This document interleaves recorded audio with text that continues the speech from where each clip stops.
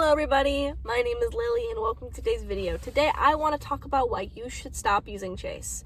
Chase, especially in my area, is one of the most popular banking apps for people to use, and it sucks. I myself used it for many years. I got my first debit card and my very first bank account when I was a freshman in high school, and I kept that until I was a senior in high school, where I discovered the beauty of Ally.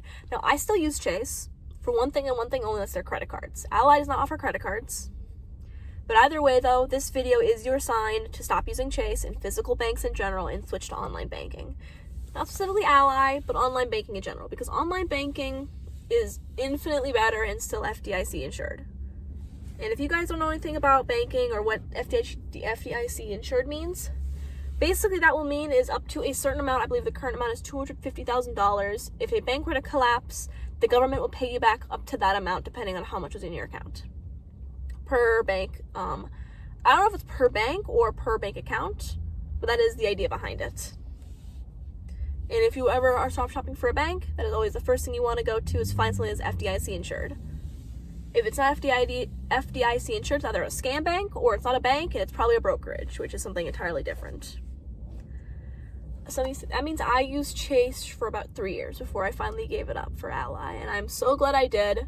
Because Chase is good if you are young and you are just getting into banking and getting your first bank account. It is fantastic with that, especially with their student accounts. But beyond their student accounts, they kind of suck a lot. So once again, their credit cards are nice. I use their credit cards personally. I like them a lot. I'm thinking about getting a second credit card eventually that's not from Chase and from Capital One. Just something better in general.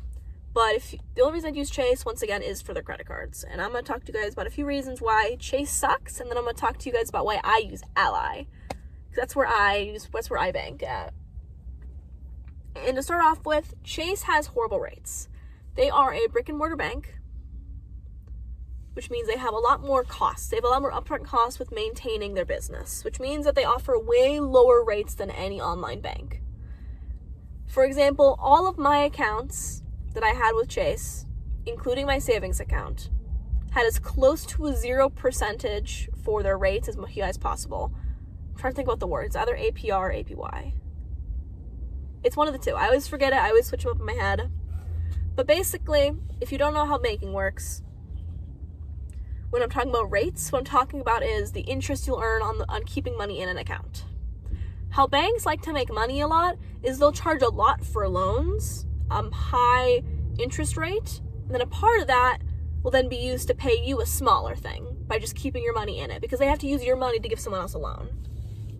Sally over here has $100 and they're offering them 5% interest every month just from keeping that $100 in the bank.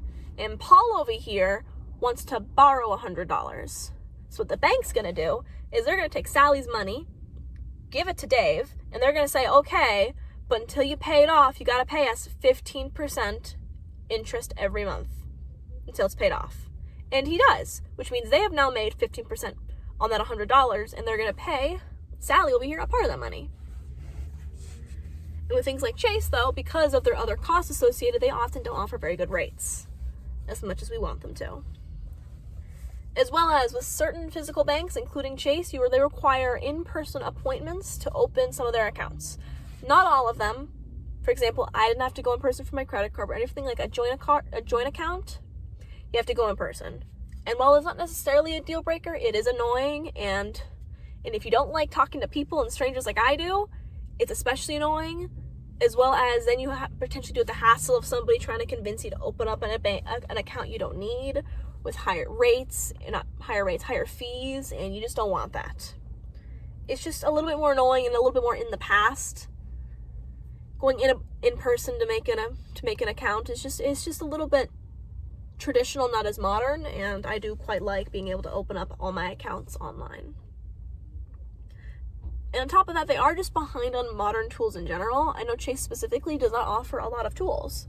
They offer some, but none that are particularly useful, and that's why I like Ally. Ally has a ton of great tools that I love and I am going to get into later, but that is not yet. And I already talked about the credit cards, and of course, finally, their fees. Online banks do not have nearly as many fees as places like Chase do. With places like Chase, you'll often have a yearly fee or a monthly fee for just opening the account, or they'll have a fee if you don't keep it above a certain amount, or they'll have fees if you want to transfer it out or transfer it in. They have fees for everything. And paying fees is no fun, especially when you're young and don't have a lot of money to spend, and you're not in the world yet of realizing you can make a lot of money off of credit cards, because this is a whole different conversation though about credit cards, because a lot of credit cards will also have annual fees, but often the rewards they give you make it worth it. But Chase's fees are not worth it. So let's talk about Ally now. It is time for Ally. I want to talk about some of their things they have. I only have one of these written down, but they have three main ones. Starting off with buckets. Buckets is one of the most useful things on this planet. God praise buckets. Buckets are great. They have them for both spending and saving accounts, but the saving ones are where it's worth it. Or basically, it's a really easy way to organize your money without really having to worry about keeping track of it yourself. Instead of having a spreadsheet where you say, okay, I'm going to have $50 in this section of my savings and $50 in this much and $100 in this, it has it for you. You can make a bucket. You can set a goal if you want to, including a goal date. Let's say I want $1,000 for vacation next year. I could just put it in there, and whenever money goes into my savings account, I can just go in there and transfer that, however much money there is, from my just base to a bucket. And of course, all your money is still there. It doesn't like take it somewhere else, but it just basically helps you organize your money a bit better. And they have the same thing for spending, for specifically how much you expect to spend every week or month or however often you want to do it, but I don't use that. I don't think it's as useful, but it's great. Buckets is one of the best things I've ever had. It has made my spreadsheets a lot easier to track because it just does it for me. Whenever I put money in my savings account, I can just go in there and be like, okay, this is $100. It's going to go towards my education fund. And I just put it in there and distribute the money in there, and it's great. This is fantastic. And it makes it so you don't need to have multiple accounts open to keep track of different things, potentially. Some other tools they have are, Chase also has this, but reoccurring transfers. But that one's pretty basic. Another one I like is their roundups. Basically, every single time you buy something, if it's able to round up your purchase, it will. And once you have enough money rounded up, it will transfer that from your checking account to wherever else you want it to go. Mine's $5, so once the amount I have saved, once the amount I have rounded up equals $5, means like 5 cents from here, 10 cents from here, 30 cents from there. Once it equals $5, it goes into my savings account. And it is beautiful. And the final thing, which I don't use, I don't really know if I trust it, is surprise savings. Surprise savings basically mean that it will constantly monitor your activity, and it will just occasionally just take money from your checking account and put it in your spending account. I don't like that. For me, I don't like it when banks just start moving my money without permission. That's why I don't use recurring transfers. I do use roundups only because it's like $5 and it only happens once every couple months. But otherwise, I do not like the banks just randomly taking my money, even if it does think it'll work harder in my savings. So the idea behind it is that savings account with Ally have really good rates. And if it sees that you don't need a lot of money in your checking account, it'll just take it because it'll think it'll work harder. And that's great, but don't do that. Don't do that, Ally. I love you, but don't do that. Let's talk about their rates. Right now, they're down a little bit. We are coming into a little bit of a recession. It's not the best, but it happens. But the rates are still pretty good. They are still around the 4% mark, which is chef's kiss. I love it so much. Which is way higher than Ally, within Chase, which has like 0, at best like 1%. It's just not that fun. Their 4% rates are good, as well as they also have the option for CDs and money market accounts, which are also good. They don't have any like very high yield savings accounts, but that's okay. But their CDs are excellent. I personally have used their CDs in the past. They always offer excellent rates. My recommendation is to do 3-month ones. Those tend to be a little bit more worth it. As well as, if you are worried about online banks not having ATMs, I would not worry about that. Because, well, Chase banks and other physical banks do have their own ATMs, so does Ally.